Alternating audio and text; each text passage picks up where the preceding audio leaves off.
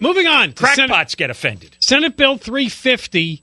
Remarkably, we still get emails from people who wonder when we're going to talk about this. We've been talking about this long before these commercials have been airing on KFI, these commercials from the oil companies warning you about what could happen. I mean, if you don't know what Senate Bill 350 is, it all goes back to 2006.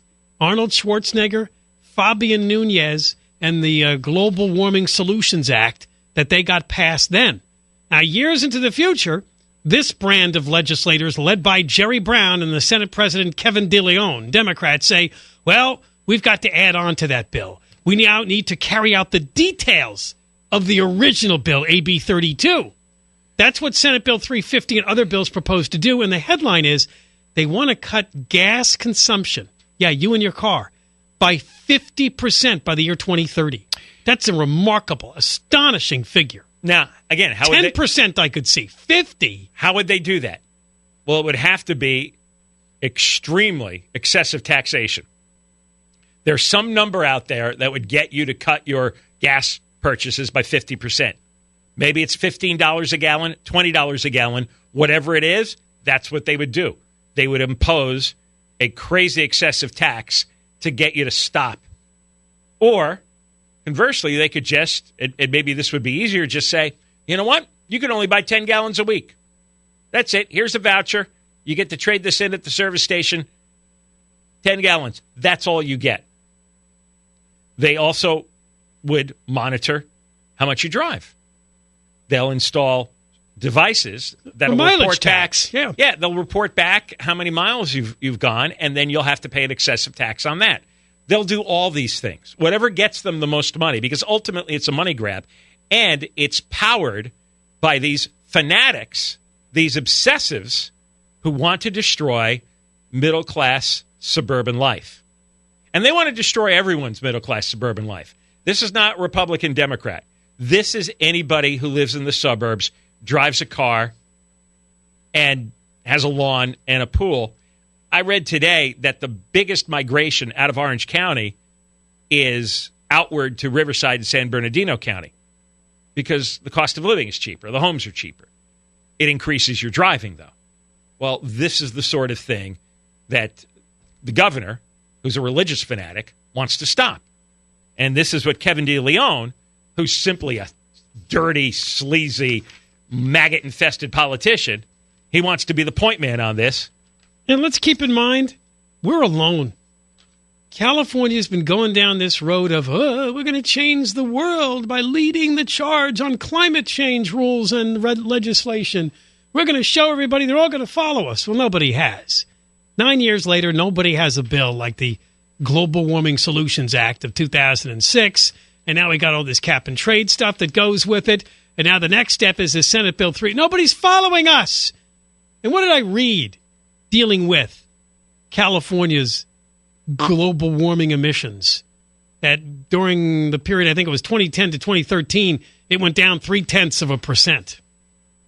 It's had no effect. But they're saying, well, that was during economic growth, and it still went down. That's good. They're hailing that as a great number. They're lying. They made it up. It has no effect.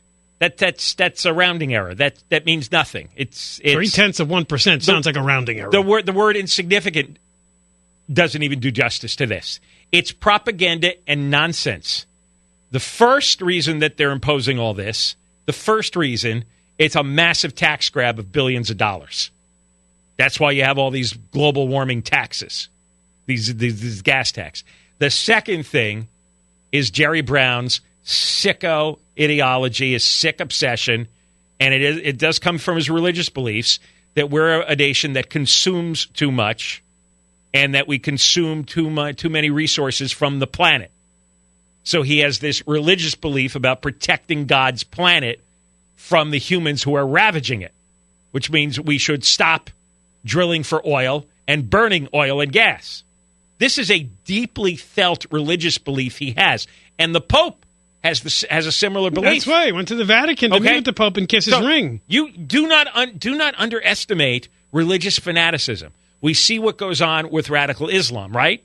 Radical Islam is about killing people violently in mass numbers. Radical Catholicism, which the Pope and Jerry Brown embraces, is about rolling life back at least to the 1800s, before the internal combustion engine, before the industrial age took over in America, going back to the days when 90% of the economy was farming. That's what they believe is the natural state, that we grow food, we eat food, and there's none of this mining stuff, there's none of this oil drilling, gas burning. They don't like conspicuous consumption. He wants to go the way the human race operated without any of this for 100,000 years. And only in the last 200 years did we start burning stuff. And that offends his religious sensibilities. And he's to the age in life, like a lot of old people, right? They don't care anymore. They're not going to play. He's not going to play pretend. He's not going to cover it up. He believed this when he was in his 30s. And he was kind of subtle about trying to impose that belief system. But now it's like he's 77 years old. He doesn't give a crap anymore.